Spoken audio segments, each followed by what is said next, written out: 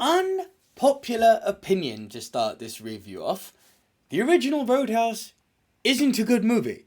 But, let's be very clear, I love the original Roadhouse movie. Bad movies, which are, objectively just cheesy and bad and dated, don't mean that they're bad for viewing.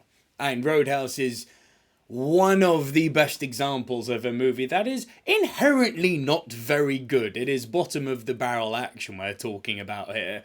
And yet it's so infinitely iconic and cultish and such a great slap of old school action. And, Patrick Swayze in the iconic role, of course it's going to work. But herein lies the problem. Jake Gyllenhaal is such a better actor than Patrick Swayze, it's actually scary.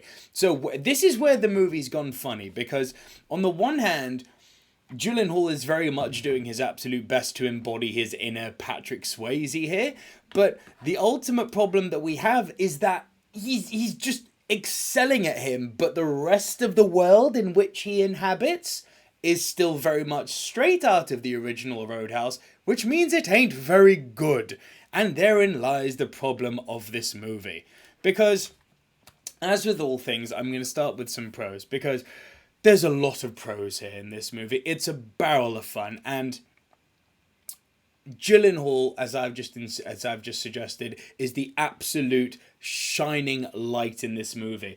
I was engaged by his acting. I was engaged by just how seamless and effortless everything he does is, be it the delivery of comedic lines, knowing when to flip that switch and be a badass, knowing like the fight choreography. I know it's like, actor learned to fight. It's like, but Gyllenhaal's so believable, man. He really is an actor of the highest caliber.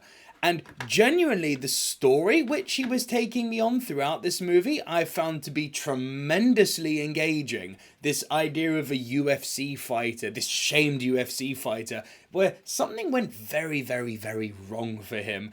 And you find out through clever, flashbacks, very, very minute, but clever flashbacks throughout the movie, just what he did. And as the screen just flashed up there, Doug Liman, who is so good at directing action and indeed brings so many new interesting things to the party here in terms of some of the camera angles, in terms of the fight choreography. If you're in it for bombastic action, there is that to be found here. Unfortunately, I hate to say this, but yeah, that's very much where the positives end. It's Gyllenhaal and his prowess, because to get into the negatives now, there are a lot of them. Because as I said at the top of this world, this piece of pie from the clearly inspired by the 1980s original that Gyllenhaal inhabits is just not up to scratch and is not able to keep up with how freaking good Gyllenhaal is. All of the side characters in this movie are bad at best and nails on the chalkboard cringe at worst. Now, I know obviously everyone's going to be now talking about, but what about Conor McGregor? What about Conor McGregor? Yes, indeed, what about Conor McGregor? Because I'll say this. It doesn't matter if you're... I think it's very important here to understand that it doesn't matter if you're a Conor McGregor fan or not a Conor McGregor fan from the UFC. We don't need to share that. You have to evaluate him in terms of what he's bringing to this role. And he's just not very good. Like, was he proficient with the fighting choreography? Hell yeah. Of course he is with his background. But was I so aware throughout this movie, whenever Conor McGregor was on screen, that I was very much watching Conor McGregor and not Knox, the actor who he was playing? Yeah, man. Like, unfortunately, having Conor in this movie, not because he's such a big star, but because he's just not very good, it really took me out of the movie. And then you go to the lesser villains, not not the McGregors of the world who are there to literally go up against him, but you go to the lesser villains of the world, And it feels so out of time and so out of place the way these characters are written. It's painfully bad, and it's very much because of these characters that I believe the studio made the decision to put this straight to streaming. I know that may sound harsh, but this movie just never had the big, bombastic, deserving to be on the silver screen that I think a remake like this should have had. Was it fun? I mean, God, yeah, I had a barrel of fun with it. When it was good, it was teasing being great. It was testing the waters. It was flirting with greatness. But when it was bad, Jesus Christ, was it bad. And yeah, bad. And here's the thing, guys.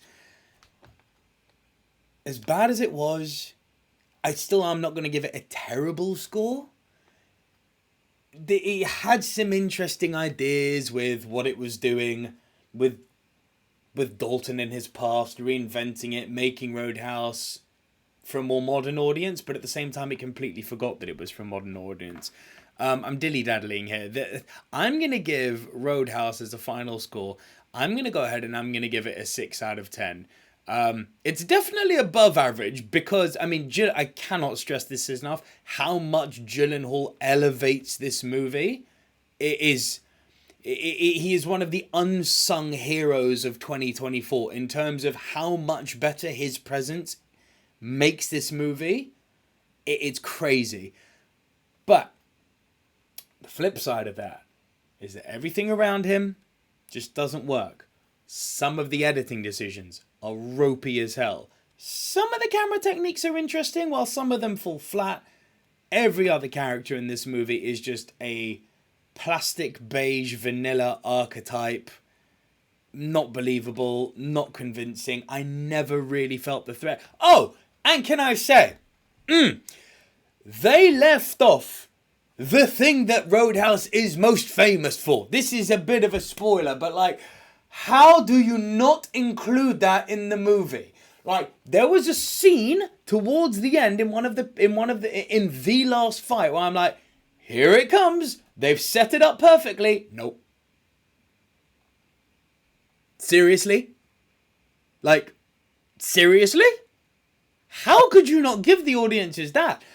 Nostalgia is a very powerful, albeit overused tool. But in this case, it's like, give me that. That's what you should have given me. If you know the old Roadhouse, you know. And if you don't know, well, then trust me, ignorance is bliss. But those are my thoughts on Roadhouse. I want to know what you guys thought. Did you like this movie? Do you think it should have got a silver screen treatment? Do you think it should have gone to Amazon? Let me know your thoughts and your comments down below. Please do be sure to like the video if you haven't done so already. Hit the subscribe button. There should be another video around here for you guys to watch. So please go ahead and do that. And the little YouTube channel logo right down here for you to subscribe if you haven't done that already. But for now, guys, I will see you on the next video. Thank you as always for joining us right here on the Silver Screen Dudes. Bye for now.